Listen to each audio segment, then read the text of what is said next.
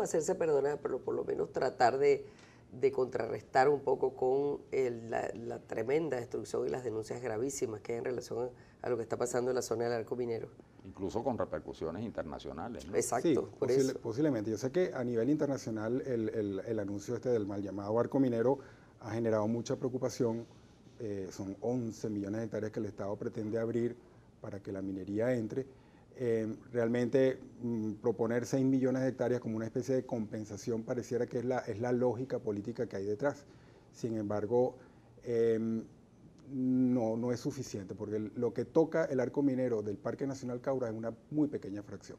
Realmente, ciertamente, el Parque Nacional, lo más importante es lo que está en la cuenca media y alta, pero en la cuenca baja del Caura, ahí donde toca el arco minero, es apenas una pequeña fracción de todo lo que el proyecto arco minero pretende impactar. Ok, tenemos a Miguel Tobar. Felicito su programa. En Venezuela el arco minero no es sino un salvavidas para un proyecto político que sacrifica todo. ¿Te parece eso? Realmente en el balance yo creo que el perjuicio para el país es mucho mayor que el beneficio, porque no solamente perjuicio, primero, el económico es exiguo, es muy pequeño en relación a las necesidades del país, y el daño social y ambiental es muy alto y no se sabe si irreversible. Ahora, ¿por qué tú mencionaste al principio que el gobierno parecía muy poco interesado en tener más parques nacionales? O sea, ¿por qué esa situación? Si quieres, respóndeme después de que Manuel cuente que de Jorge A. Sierra Gómez. Dice, ¿cómo el derecho ecológico puede ayudar a conservar este nuevo Parque Nacional contra la minería ilegal? Bueno, el derecho ecológico ya lo ha dicho todo. O sea, desde mi perspectiva, aquí lo que hace falta es gestión, es decir, decisión política de hacer cumplir la ley. Pero realmente Venezuela tiene un cuerpo jurídico bastante adecuado y cónsono para manejar los parques nacionales. Bueno, volvemos al tema, es decir, ¿por qué es tan poco interés en los parques nacionales?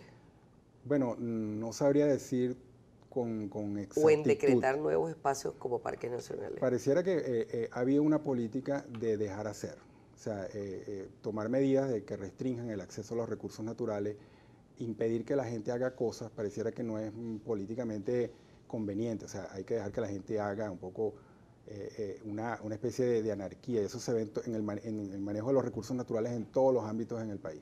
Entonces, obviamente, el Parque Nacional es una medida que viene a poner orden, que impone restricciones, y eso no es bien visto cuando se está en un contexto, vamos a decir, populista, demagógico. Entonces, el Parque Nacional tal vez no es lo que políticamente se veía como lo más adecuado. Sin embargo, pareciera que la coyuntura del arco minero y la mala visión que sobre el gobierno de Venezuela se ha tenido por el tema del arco minero, pareciera que ha hecho que tomar una medida de este tipo, como Parque Nacional, y sobre esa cantidad de hectáreas tan grandes, pareciera que fuera una medida de compensación. Ahora, ¿cuánta responsabilidad tenemos nosotros? Es decir, porque ahora la ecología sabemos perfectamente que no son compartimentos estancos, es decir, que una cosa que pase en un sitio puede afectar a a un área muy extensa, ¿no? ¿Cuánta responsabilidad tenemos nosotros los venezolanos en esto de conservar el ambiente? O sea, de cuidar, como decía el Papa Francisco, la casa común. Bueno, muchísima, porque el hecho de que Venezuela sea un país petrolero y que todos sus millones de barriles de petróleo que produce diariamente están siendo quemados de alguna manera o transformados y están impactando en la atmósfera del planeta, pues nos hace grandes responsables. O sea, y realmente Venezuela tiene que tomar medidas mucho más serias, incluso vinculadas a su política petrolera, de tal manera de minimizar su impacto sobre todos estos factores que están repercutiendo en el cambio climático. Tenemos un comentario de Ali Daniel Luna. Dice, los daños ambientales van de tirar un papel en la calle a grandes construcciones ilegales y deforestación. Sí, claro, pero hay impactos que son mucho más severos y que repercuten globalmente, ¿no? Por ejemplo, un mechurrio petrolero, claro, que está arrojando 24 horas. toneladas y toneladas de metano. Es justo por lo que te preguntaba lo anterior. Exacto, eso es infinitamente muy superior al impacto sobre el mundo que tirar un papel en el suelo. Entonces, el tema ambiental yo creo que se ha banalizado un poco con el tema de las pequeñas cosas cotidianas, pero realmente el tema ambiental es un tema de alta política, porque repercute necesariamente en el corazón de lo que es la vida económica de Venezuela, que es su industria petrolera. Mauricio Pernilla nos dice, saludos, el arco minero representa más que el territorio de Portugal y no ha contado con consulta previa ni transparencia. Bueno, él realmente no ha contado con la consulta debida. Sí han habido algunos sectores vinculados al PSUV que venían promoviendo, retomando esta vieja idea del Parque Nacional Caura y la han, vamos a decir, socializado. Pero realmente una consulta formal con las comunidades indígenas no se hizo. De hecho, los indígenas hicieron un pronunciamiento donde estaban un poco sorprendidos, pero también mostraban su disposición a colaborar y para participar. Yo creo que ese pecado de no haber consultado se puede solventar todavía. O sea, si se entra en un proceso de cogobernanza con las comunidades indígenas. ¿Qué implica ese territorio del Parque Nacional Caura? Es un territorio, es decir, porque como tú dices, van 18 años los cuales no se ha dicho, no se ha hablado más nunca de un parque nacional. Entonces, el hecho de que este ahora sí lo sea, ¿qué representa? Es decir, ¿es un territorio que importa tanto o es que no pueden hacer mucho allí y entonces dicen, bueno, vamos a dejarlo como parque nacional? Bueno, realmente sí importa mucho, porque Caura, el río Caura y su cuenca fue considerado por mucho tiempo como uno de los últimos reductos de la naturaleza en el mundo tropical americano. O sea, no había un río tan sano y tan en buen estado de conservación como Caura hasta hace unos años atrás. Entonces realmente es un gran patrimonio el que nosotros tenemos allí. Ahora, si lo vemos desde el punto de vista del desafío, por ejemplo, la cuenca y el río Caroní y el río La Paragua son absolutamente fundamentales para la economía de Venezuela porque de allí se alimenta el sistema hidroeléctrico del Caroní.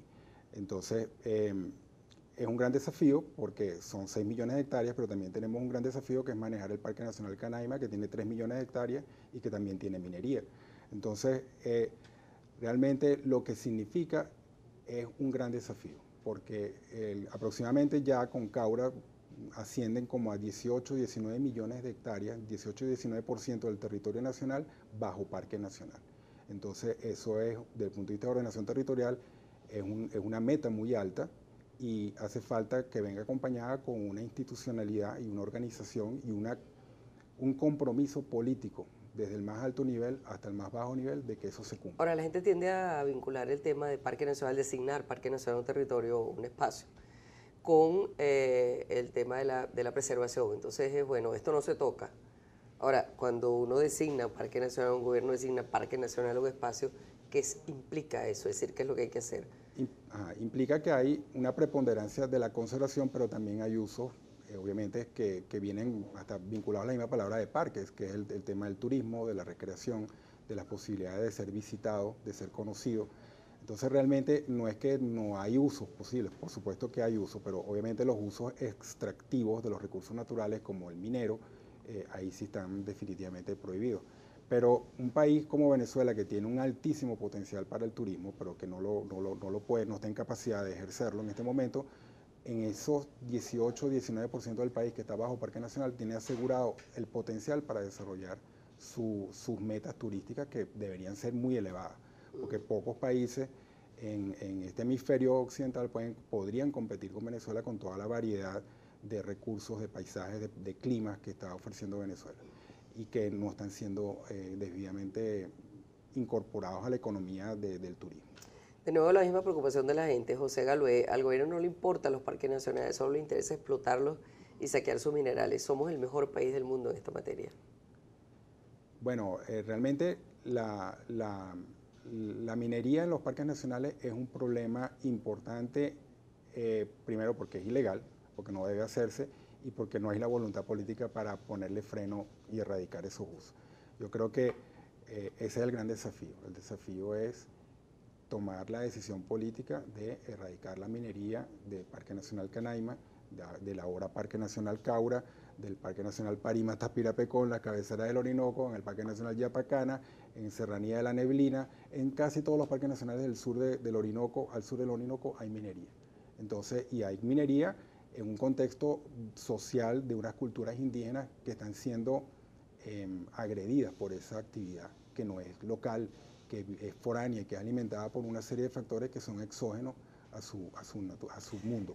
Edgar, muchas gracias por habernos acompañado en esta oportunidad para este interesante tema que probablemente mucha gente no conoce, ¿no? O no tenía la noticia. Vamos a la pausa y regresamos inmediatamente.